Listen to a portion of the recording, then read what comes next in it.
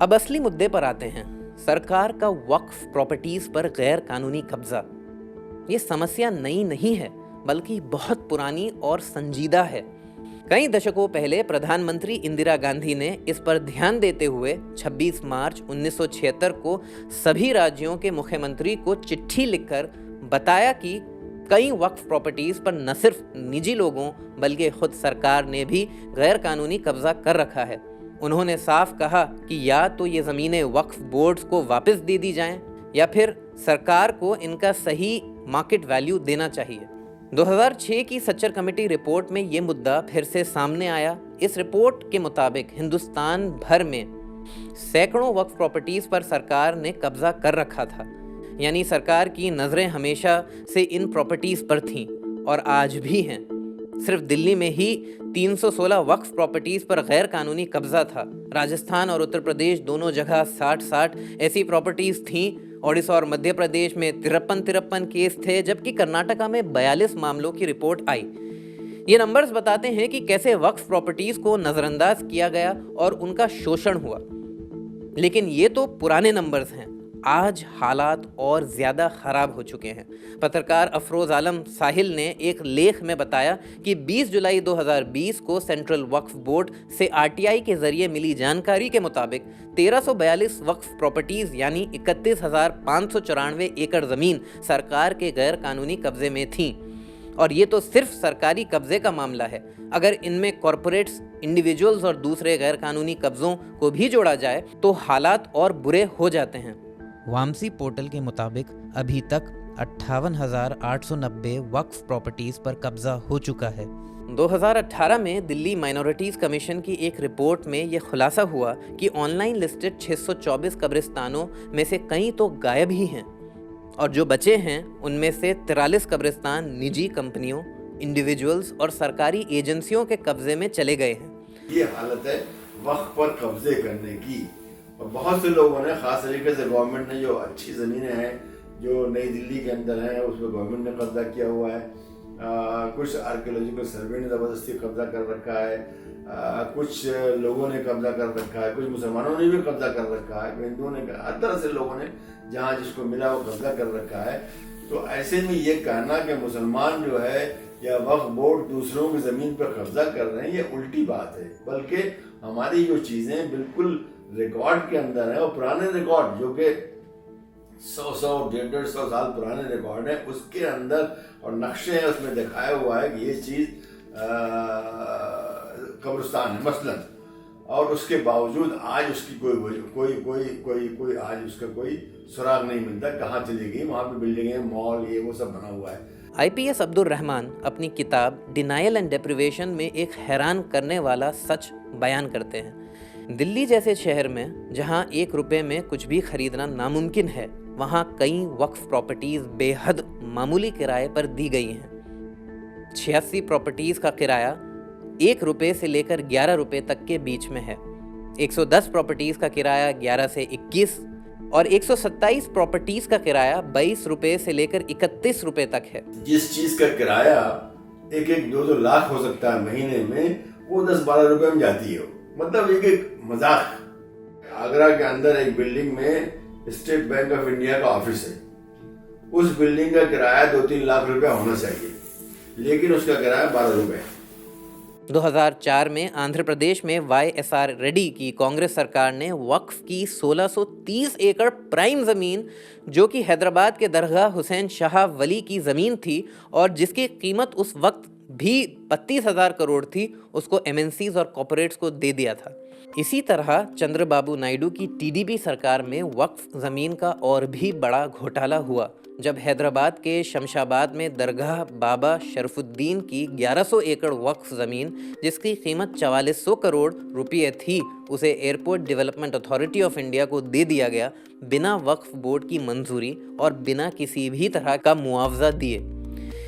ये सब इंसिडेंट्स बताते हैं कि कैसे वक्फ प्रॉपर्टीज़ का लगातार गलत इस्तेमाल हो रहा है। और ये सिर्फ एक मामला नहीं है, बल्कि वक्फ ज़मीनों की सालों से बर्बादी और एक्सप्लॉयटेशन की एक लंबी कहानी है। ये लिस्ट बहुत लंबी है, लेकिन हम कुछ एग्जाम्पल्स पेश कर रहे हैं। आइए सबसे पहले फतेहपुरी मस्जिद के आसपास की दुकानों का मामला लेते हैं ताकि एनक्रोचमेंट के मसले की संजीदगी को समझ सकें।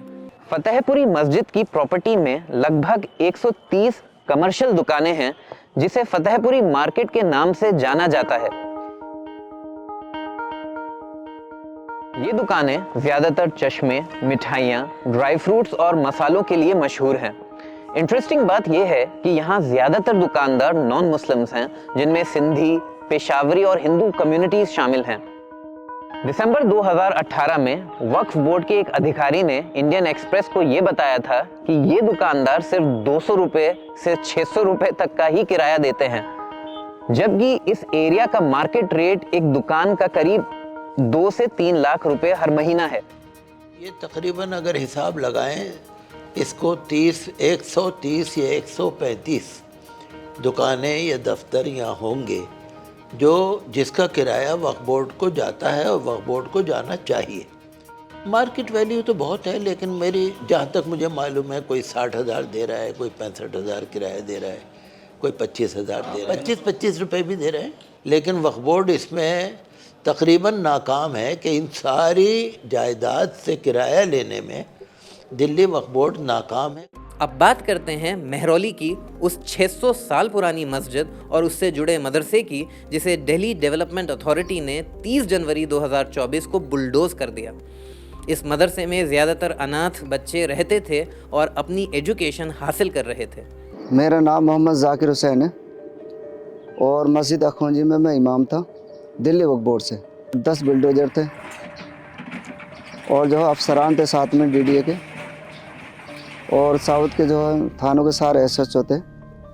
वो आए तो कहने लगे जी ये जगह खाली कर दो, ये डिमोलेशन होगी यहाँ पे। तो मैंने उन्हें कागजात दिखाए थे तो उन्होंने कहा कि हम कुछ नहीं जानते, ऊपर से ऑर्डर है तो इसका डिमोलेशन होएगा। ये कम 700-800 साल पुरानी मस्जिद थी जी। बहरुल उलूम नाम था मदरसे का, और इसमें 35-40 जो बच्चे पढ़ते थे। हिंदी, इंग्लिश, उर्दू, अरबी ये सारी पढ़ाई होती थी।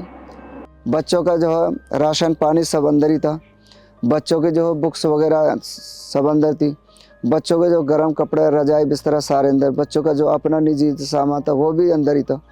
और मस्जिद में जो कुरान शरीफ रखी थी वो भी जो है अंदर ही थी। ज़्यादातर बच्चे ऐसे थे जी, यतीम बच्चे थे। इसी तरह दिल्ली माइनॉरिटीज़ कमीशन की 2019 की एक फैक्ट फाइंडिंग रिपोर्ट ने खुलासा किया कि दिल्ली की कई मस्जिदें, मज़ार और कब्रिस्तान जो वक्फ की ज़मीन पर स्थित थे, सरकार और गैर सरकारी संस्थाओं द्वारा कब्जे में ले लिए गए हैं।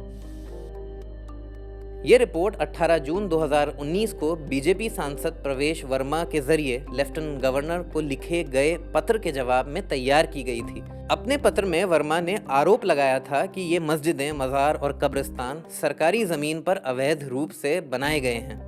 लेकिन फैक्ट फाइंडिंग रिपोर्ट के नतीजे इसके बिल्कुल उलट निकले। सरकार ने ही वक्फ की ज़मीन पर कब्जा कर रखा था, जैसे कि ख्याला कब्रिस्तान, मस्जिद बिलाल और कब्रिस्तान, मज़ार मुनीम जी बाग, मिलेनियम इंद्रप्रस्थ पार्क। कमेटी ने अपनी जांच में पाया कि प्रवेश वर्मा के जरिए लिस्टेड कोई भी मस्जिद, मदरसा, मज़ार या कब्रिस्तान गैर कानूनी रूप से सरकारी ज़मीन पर नहीं बनाए गए थे और न ही किसी ने सरकारी ज़मीन पर अतिक्रमण किया था। कमेटी ने वर्मा पर कानूनी कार्रवाई की सिफारिश की और उन्हें झूठे दावे करने और सांप्रदायिक तनाव भड़काने का दोषी ठहराया।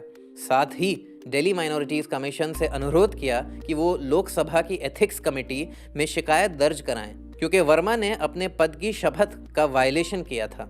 हमारी कमेटी जब वहाँ गई थी उसने वो पाया था, उसका जिक्र कर दिया था। वो असल में वो जो 54 बल्कि 58 जो मस्जिदें हैं उनके बारे में देखने गई थी, कागजात देने गई थी, मौके पे देखने गई थी। जो लोग वहाँ पे हैं, जो इमाम वगैरह हैं, सबसे बात करने गई थी, कागजात देखने। तो उसको उसी वक्त वो भी मिला, तो उसने उसका भी जिक्र, उसके लिए गई नहीं थी वो, बल्कि वो तो उन मस्जिदों के लिए गई थी। और बाहर उसने ये पाया कि वो मस्जिदें पूरी तरह से ठीक ठाक हैं, उसमें कोई भी इलीगल नहीं है।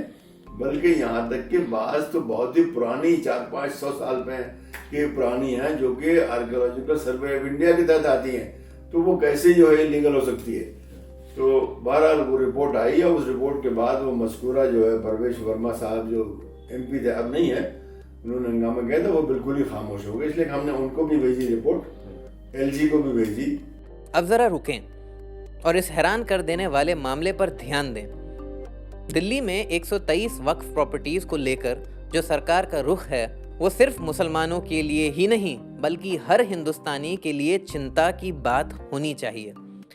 पहले भी सरकारें मुस्लिम ज़मीनों पर कब्जा करती आई हैं, लेकिन अब वक्फ एक्ट में बदलाव करके इसे कानूनी शक्ल दी जा रही है ताकि मस्जिदें, कब्रिस्तान, मदरसे, स्कूल, अस्पताल जो सदियों से वक्फ के तहत अल्लाह के नाम पर वक्फ किए गए थे, उन प्रॉपर्टीज़ को हथियाने में सरकार अपनी कोशिश में कामयाब हो सके।